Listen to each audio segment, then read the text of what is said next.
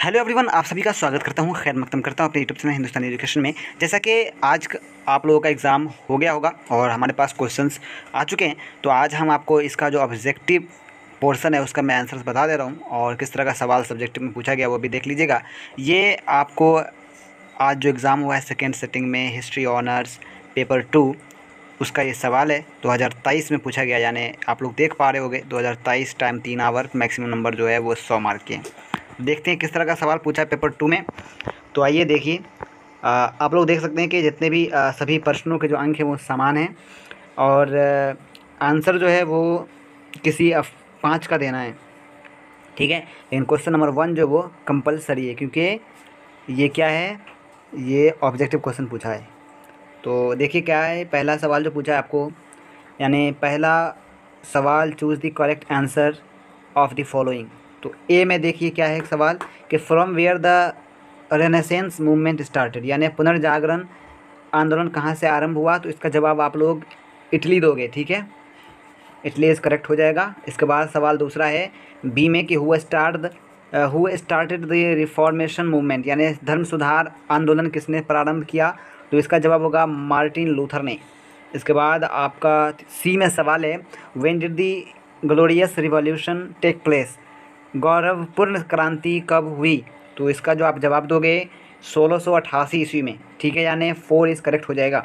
इसके बाद डी में सवाल पूछा है who among the following discovered the new sea route to India, भारत के लिए नवीन समुद्री मार्ग की खोज इनमें से किसने किया। तो इसका जवाब हो जाएगा वास्को डी गामा, ठीक है।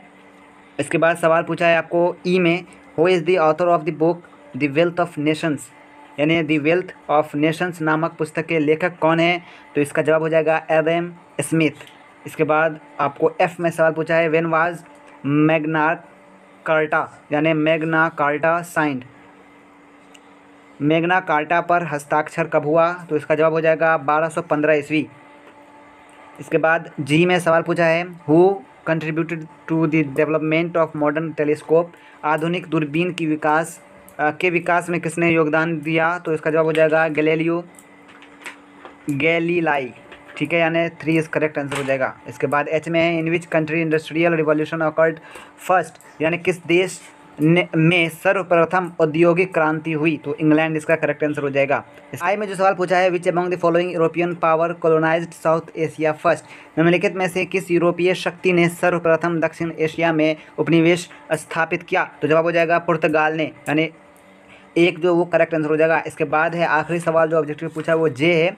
तो जे में पूछा है when was this English east India company establish, यानी इंग्लिश ईस्ट इंडिया कंपनी जो है इसकी स्थापना कब हुई। तो जवाब हो जाएगा 1600 ईस्वी में।